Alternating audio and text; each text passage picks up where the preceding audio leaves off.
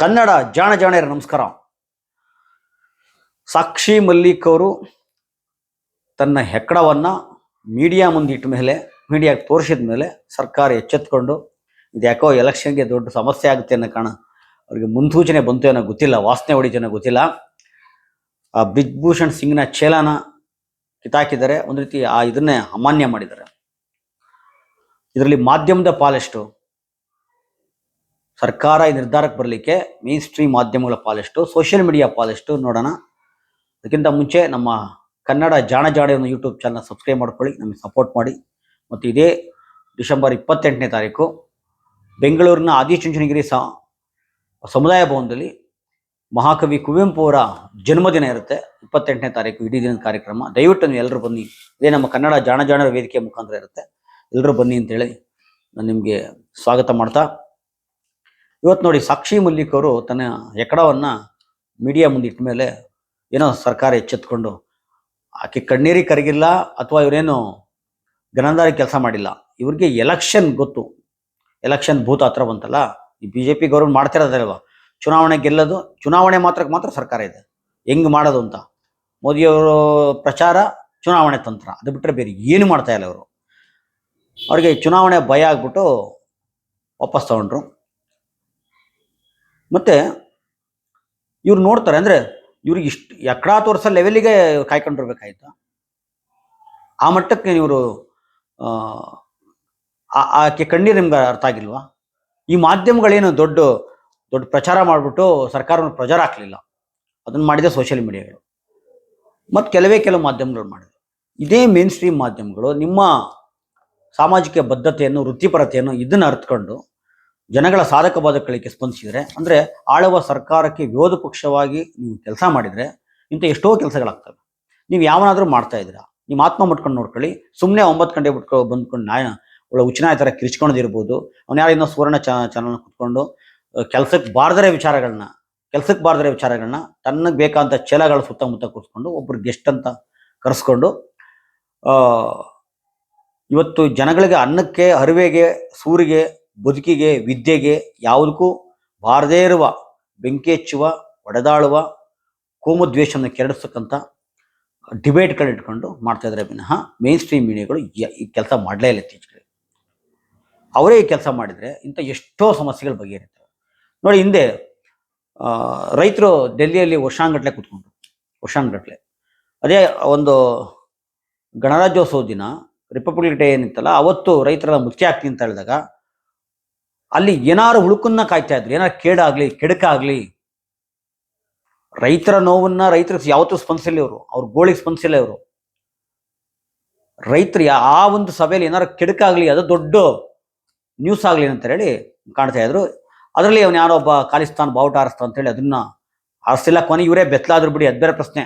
ಖಾಲಿಸ್ತಾನ್ ಇನ್ಕೊಂಡು ರೈತರೆಲ್ಲ ಖಾಲಿಸ್ತಾನಿಗಳು ನಂತರ ಬಿಂಸಕ್ಕೆ ಹೋಗಿ ಅಲ್ಲೂ ಸಹ ಇವರು ಮುಖಕ್ಕೆ ಮಂಗಳಾರತಿ ತೆಗೆಸ್ಕೊಂಡ್ರು. ಒಂದು ರೀತಿ ಇದೇ ಸಾಕ್ಷಿ ಮಲ್ಲಿಕ್ ಅವ್ರು ಏನು ಮಾಡಿರಲ್ಲ, ಹೆಚ್ಚು ಕಮ್ಮಿ ಹಂಗೆ ಆಯ್ತು, ಇವ್ರಿಗೆ ಮುಖಭಂಗನೂ ಆಯ್ತು ಅವ್ರಿಗೆ. ಇದನ್ನು ತೋರ್ಸಕ್ಕೆ ಹೋದ್ರು. ಅದಕ್ಕೆ ಅವರು ರೈತರು ಯಾರು ಸಹ ಈ ಮೇನ್ ಸ್ಟ್ರೀಮ್ ಮೀಡಿಯಾಗಳನ್ನ ಹತ್ರನೇ ಬಿಟ್ಕೊಂಡಿಲ್ಲ. ಅವತ್ತು ಸಹ ಸೋಷಿಯಲ್ ಮೀಡಿಯಾಗಳೇ ದೊಡ್ಡ ಮಟ್ಟದಲ್ಲಿ ಪ್ರಚಾರ ಮಾಡಿತ್ತು. ಅದನ್ನ ಒಂದು ವರ್ಷಾನುಗಟ್ಟಲೆ ಪಟ್ಟು ಬಿಡದಂಗೆ ಕೂತು ಗೆದ್ರು. ಆದರೆ ಸರ್ಕಾರ ವಾಪಸ್ ತಗೋದು ನಿಜ. ಅಷ್ಟರೊಳಗಡೆ ಎಷ್ಟೊಂದು ರೈತರ ಸಾವು ನೋವುಗಳಾಯಿತು. ಈಗ ಕಣ್ಣೇ ಇರಲಿಲ್ವಾ? ಅವ್ನು ಯಾರೋ ಹೇಳ್ತಾನೆ, ಸೂಲಿ ಬೆಲೆ ಎಷ್ಟು ಹೇಳ್ತಾನೆ.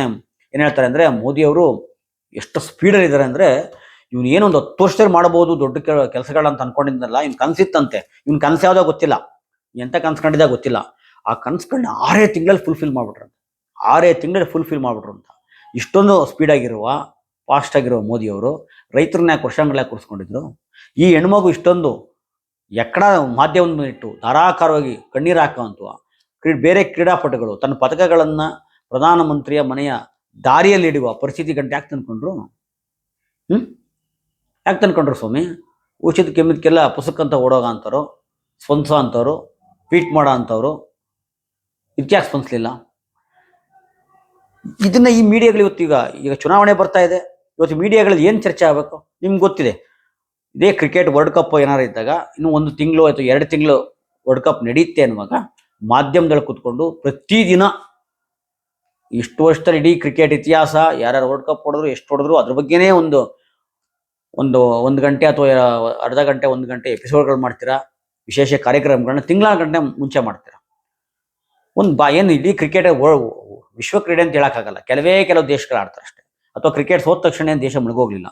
ಆದರೆ ನಮ್ಮ ಜನಸಾಮಾನ್ಯನ ಬದುಕನ್ನು, ಸಾಧಕ ಬಾಧಕಗಳನ್ನ ನಿರ್ಧರಿಸುವ, ಬದುಕಿನ ಪ್ರಭಾವ ಬೀರುವ ಚುನಾವಣೆಗಳಿದಾವಲ್ಲ, ಇದ್ರ ಬಗ್ಗೆ ಯಾಕೆ ಚರ್ಚೆ ಮಾಡ್ತಾ ಇಲ್ಲ?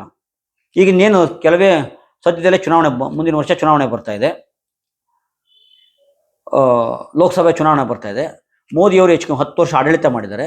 ಈ 10 ವರ್ಷದಲ್ಲಿ ಇವರು ಏನೆಲ್ಲ ಮೊದಲನೇ 2014 ಚುನಾವಣೆ, 2019 ಚುನಾವಣೆ ಏನೇನೆಲ್ಲ ಘೋಷಣೆ ಮಾಡಿದ್ರು, ಯಾವ ಪಾಲಿಸಿ ತಂದರು, ಎಷ್ಟು ಅನುಷ್ಠಾನಕ್ಕೆ ಬಂತು, ಎಷ್ಟು ಬಂದಿದ್ರು ಅದೇನು, ಆ ಒಳವರೆಗೂ ಏನು, ಇದನ್ನೆಲ್ಲ ಯಾಕೆ ಚರ್ಚೆ ಮಾಡ್ತಲ್ಲ ಯಾವನು? ನಿಮ್ಗೆ ಅಂತಸ್ತಾಗ್ತಿದೆ, ಈ ಕೆಲಸ ಮಾಡಬೇಕಲ್ವಾ? ಅದು ಬಿಟ್ಟು ನೀವು ಮಾಡ್ತಾ ಇರೋದೇನು? ನೀವೇನು ಚರ್ಚೆ ಮಾಡಬೇಕಾಯ್ತು? ಇವತ್ತು NEP ತಂದರೆ ಅದ್ರ ಬಗ್ಗೆ ಚರ್ಚೆ ಮಾಡಬೇಕಾಯಿತು.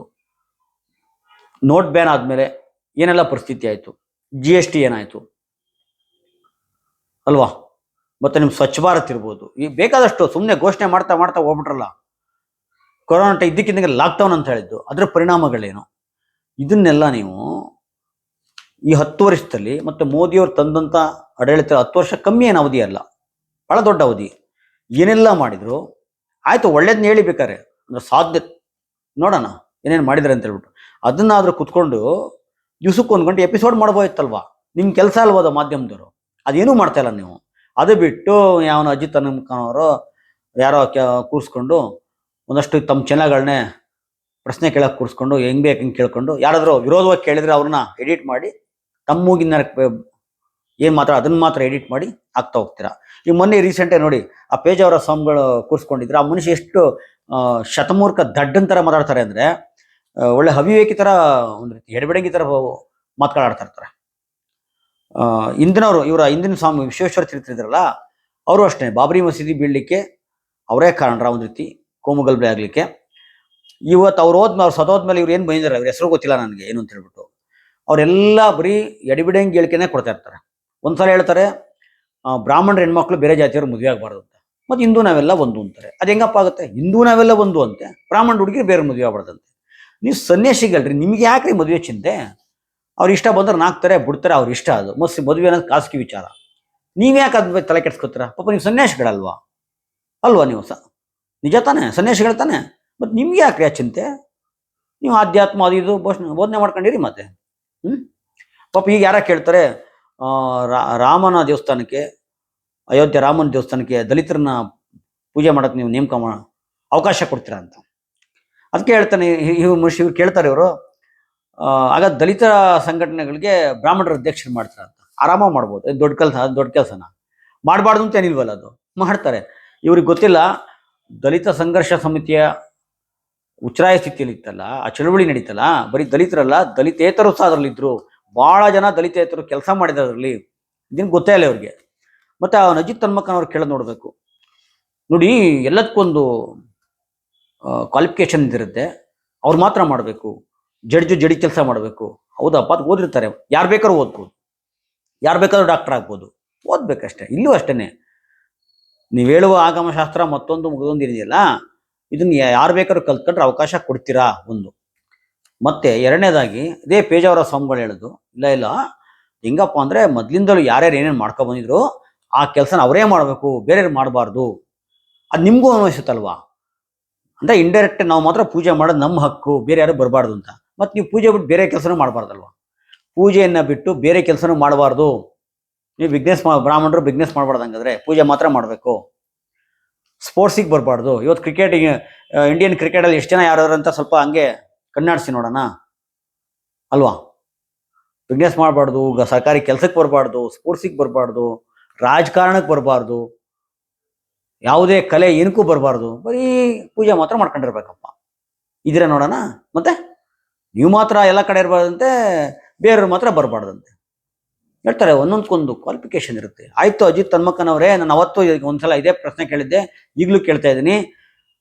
ಎಲ್ಲ ತಳ ಸಮುದಾಯದ ದಲಿತ ಶೂದ್ರರು ನಿಮ್ಮಷ್ಟೇ ಸಂಸ್ಕೃತವನ್ನು ಕಲಿತು, ವೇದಗಳನ್ನು ಕಲಿತು, ಉಪನಿಷತ್ ಕಲಿತು, ನಿಮ್ಮ ಏನು ಆಗಮಶಾಸ್ತ್ರ ಮತ್ತೊಂದು ಹೇಳ್ತಾ ಇದ್ದೀನಿ ಎಲ್ಲವನ್ನೂ ಸಹ ಕಲಿತು ಬಂದರೆ ನೀವು ಅಷ್ಟಮಠಗಳಲ್ಲಿ ಗಂಟೆ ಕೊಡ್ತೀರಾ? ಹೇಳಿ ನೋಡೋಣ. ಒಂದು ಯತಿಗಿಂತ ಮಾಡ್ತೀರಾ? ಮತ್ತು ಇಂದು ನಾವೆಲ್ಲ ಒಂದೊಂದು ಡೋಂಗಿ ಮಾತನ್ನ ಬಿಟ್ಬಿಡಿ, ಹೇಳಕ್ಕೆ ಹೋಗ್ಬಿಡಿದೆಲ್ಲ. ಮತ್ತೆ ಮತ್ತೆ ಮತ್ತೆ ಹೇಳಕ್ಕೆ ಹೋಗ್ಬಿಡಿದೆಲ್ಲ.